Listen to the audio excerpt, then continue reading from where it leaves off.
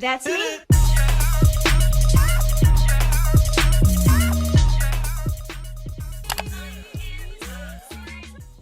Hey guys, and welcome back to my channel. If you're new here, my name is Serena, hence the intro. That's so Rena. You get it corny, I know, but that's just how we are here. If you are new here, I have a business. It's called That's So The Collection. I will leave the information down in the description bar, and I sell lashes as of right now, but I am about to do another product drop soon. So if you're interested in all of that, just stay tuned and you can go ahead and check out the website down below. If you don't follow me on Instagram, then you don't know, I'm running a poll right now, really a questionnaire. I wanted to do a business Q&A because I know there's a lot of entrepreneurs that watch my stuff and they might have some questions because they're just now starting out. So I went ahead and did that. Also, I know that there's a lot of people that follow me on Instagram that want to know how to start a channel and what I do to start my channel, basically. So let's just get a couple questions out the way. I film with a Canon T5i. It's great. I use a 24 millimeter lens to film with, and if I'm really up close, I'm using a 50 millimeter lens. If you're going to do vlog style, then I prefer, or I recommend for you to use a 24 millimeter lens to film with, because that is what they call the pancake lens, and it's wider. The 50 millimeter lens is going to get you a very clear shot, but the camera will have to be far away. Like right now, I can't even touch the camera, and y'all don't even look that far away. You get what I'm saying? Also, if I'm on the go vlogging or whatever, I will use my iPhone 11. That's what I have, and that's also what I take my pictures on for Instagram, unless I tag a photographer that I'm using whatever camera they use to shoot.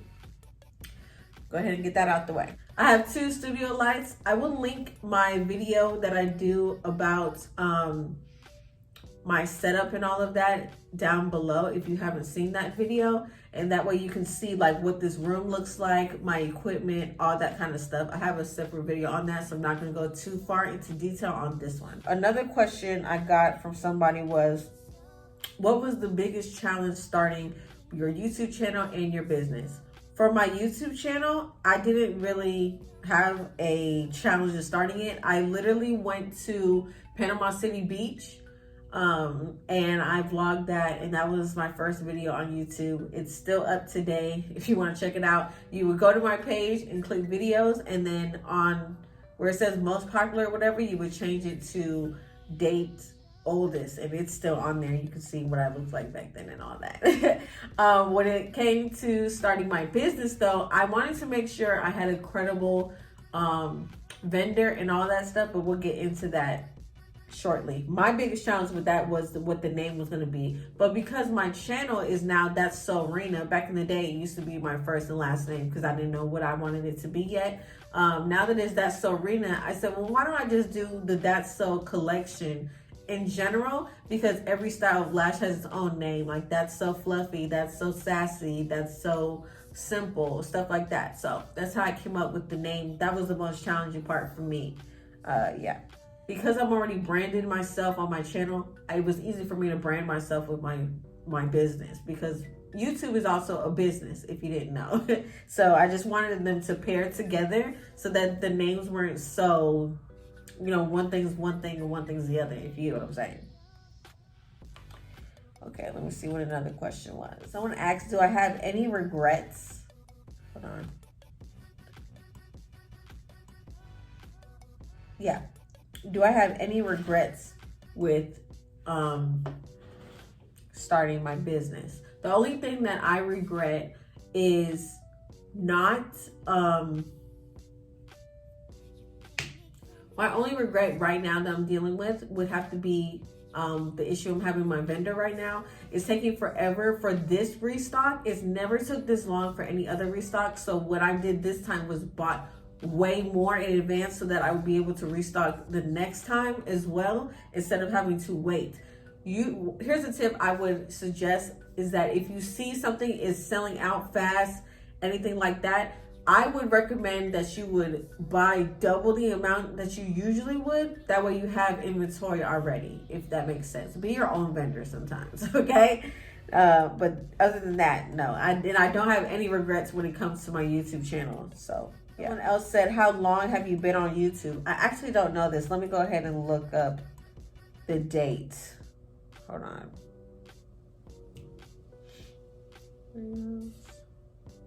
Oldest. So my first video dropped February 20th, 2018. Okay, and it's July 8th, 2020. Now, I didn't start taking it serious until I dropped my DoorDash video, which was April 3rd, 2019. So really, I've only been taking it serious for a year now, a little bit over a year now. Because if you look at the difference in the dates, it's like, I wouldn't take it serious until then. That's when I started being consistent and dropping stuff. Not a lot, but some of the videos that I had back then are unlisted now because I just don't like the quality or anything like that. So yeah, so I do have some of those unlisted, so you guys won't be able to see some of those, but I still can. So yeah, because sometimes I felt like I was just giving so much. This is another tip. I felt like I was giving so much of my information, like about me, but y'all didn't really know me yet. You weren't really interested in that information. So I'm finding myself repeating things that I've already said in previous videos, but nobody was watching me back then. So yeah, I would say wait until you have more of an audience and more people actually give a damn about what you're saying for you to share stuff, or you're gonna find yourself repeating yourself a lot, especially if a video goes viral and now everybody wants to know about you. That's just a tip. Okay, so yeah, that's how long I've been on YouTube. Next, how do you know what product to sell? So what I did, I used to be a makeup artist. If you've been following me for that long, I used to do makeup for other people as a job, okay? Then I used to go to people's photo shoots and I'd be the makeup artist for that shoot. So I worked with a photographer before, like one-on-one. So I did that too.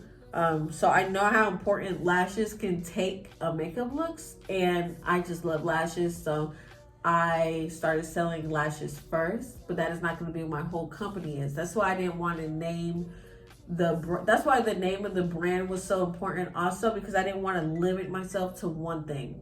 I can make multiple things with that stuff.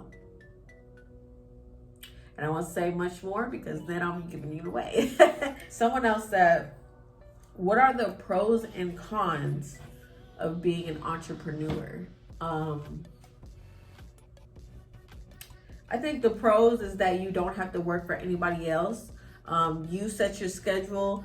You are the reason, you control what the website looks like, unless you pay for a web designer. But I didn't do that. I'll link that video as well when I was setting up the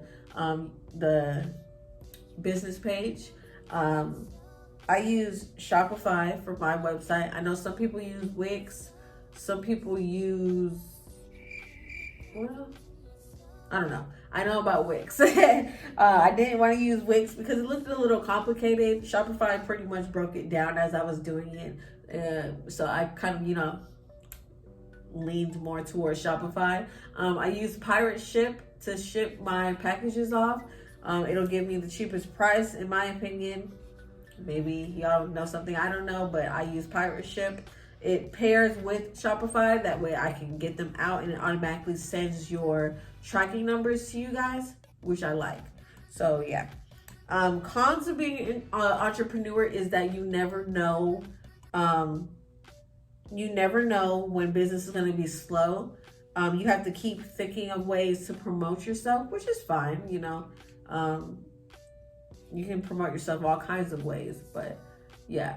When it comes to promotion, you have to then think about free promo and promo you have to actually pay for it. You have to budget those type of things. I don't really like giving out too much free product because then I'm losing money. You see what I'm saying? But if I'm giving it to an influencer that I know is going to post it and, do their part, then obviously I will go ahead and invest in that person because what they're doing for me is a service.